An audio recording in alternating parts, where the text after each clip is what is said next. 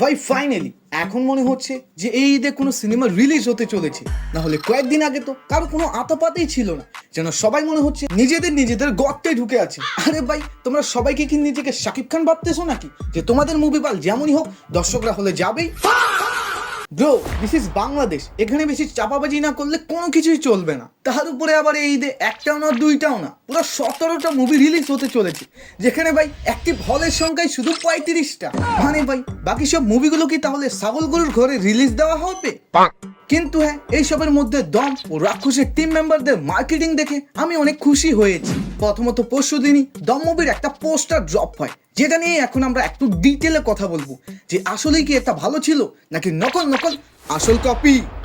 ভাই এই পোস্টারটাকে আপনারা যদি ভালো মতো দেখেন তাহলে দেখবেন এখানে অসংখ্য এলিমেন্ট আছে। প্রথমেই দেখতে পাচ্ছি আফরান নিশুর ফেস, তো অন্য পাশে অনেকগুলো লোক যারা কিন্তু আবার নর্মাল না, কারণ তাদের প্রত্যেকের হাতেই কিন্তু রিভলভার আছে। বাট ইন্টারেস্টিং বিষয় হলো তাদের সামনেই আবার আমরা গাধার পিঠে একটি লোককে দেখতে পাচ্ছি, যেটা অবভিয়াসলি অন্য কেউ না, আফরান নিশু, এবং তার হাতও কিন্তু বাধা আছে। এবং এই পুরো পোস্টারটার কালার এডিটিং অ্যান্ড সাউন্ডসেট দেখে মনে হচ্ছে হয়তো আফরান নিশু এক দেশ থেকে অন্য দেশে যাওয়ার সময় পুলিশের কাছে ধরা পড়ার কারণে তাকে জেলে নিয়ে যাওয়া হচ্ছে। আর ভাই যারা কপি বলতেছেন, ভাই বাদ দেন, আপনিও জানেন আমিও জানি আমাদের বাংলা সিনেমাতে না শুধু পোস্টার, ইভেন মুভির অনেক গল্প সেম টু সেম হলিউড বা বলিউড মুভি থেকে কপি করা হয়, কারণ এখনো আমরা তাদের স্কিল লেভেলে যেতেই পারিনি। তাই বাধ্য হয়েও মেকারদের এসব কপি করতে হয়। যদিও দম মুভির গল্পটা আমার খুবই ইন্টারেস্টিং মনে হচ্ছে, যে একজন মানুষ যখন ইনলিগাল ভাবে এক দেশ থেকে অন্য দেশে যাবে তখন তার উপর দিয়ে কি কি পরিস্থিতির শিকার হয় ওটাই মূলত এখানে তুলে ধরানো হবে। ওইটা আলাদা হিসাব। এই সেম কনসেপ্টেই আমরা শাহরুখ খানের ডাঙ্কি তো মালায়ালাম ইন্ডাস্ট্রি থেকে দ্য গড মুভি দেখেছি।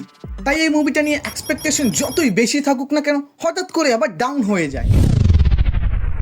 এখন আসি রাক্ষসের কাছে। ভাই শাকিব খানের প্রিন্স মুভির পর কোন সিনেমা যদি মার্কেটে সব থেকে বেশি হাইপ তৈরি করেছে সেটা হলো নো ডাউট রাক্ষস, কারণ এই টিমের মেকাররা নতুন পোস্টার ড্রপ করতে থাকে। পোস্টার না ড্রপ করলেও ছোটখাটো আর কি সেট থেকে বিহাইন্ড দ্য পিকচার। তো এইবার তো আবার দেখতেছি ডিরেক্টর মেহেদী হাসান নিজেই মুভিটার বিষয়ে অনেক কিছু খুলে বলতেছে, যে এটা বরবাদকেও ছাড়িয়ে দিবে। বরবাদে তোমরা কি লেভেলের ব্রুটালিটি দেখেছো, আসল ব্রুটালিটি যে কাকে বলে ওটা আমি রাক্ষসে দেখাবো।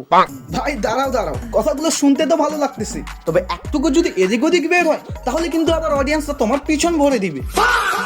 তবে হ্যাঁ, পার্সোনালি আমি নিজেও চাই যে বরবাদ যেহেতু আমাদের ইন্ডাস্ট্রির সব থেকে বেশি সফল মুভি, তাই ওটাকেও কেউ যেন টক্কর দেয়। কারণ পুরো একটা ইন্ডাস্ট্রি শুধুমাত্র একটা মুভির উপর তো কখনো টিকে থাকতে পারবে না। তাহলেই কিন্তু একমাত্র আমাদের বাংলা সিনেমার উন্নতি হবে। বাংলা সিনেমা নিয়ে যখন কথা হচ্ছে তাহলে শাকিব খানকে কেন পিছনে রাখবো? মূলত ভাই তার প্রিন্স সিনেমাটা নিয়ে বলা হচ্ছে যে ট্রেলার বা টিজার কাট অলরেডি রেডি আছে।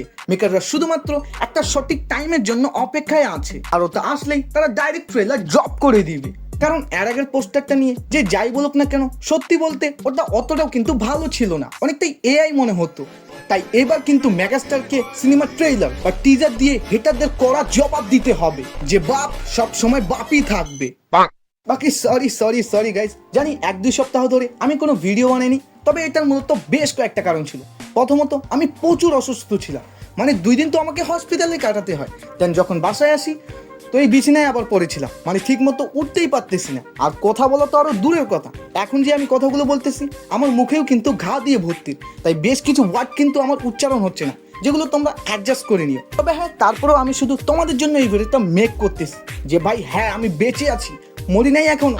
আর হ্যাঁ, আজকেই না হলে কালকে কিন্তু ধুরন্ধরের ট্রেলার টিজার আসবে, যেটার ভিডিও অবশ্যই পাবা। তাই hit the subscribe button right now.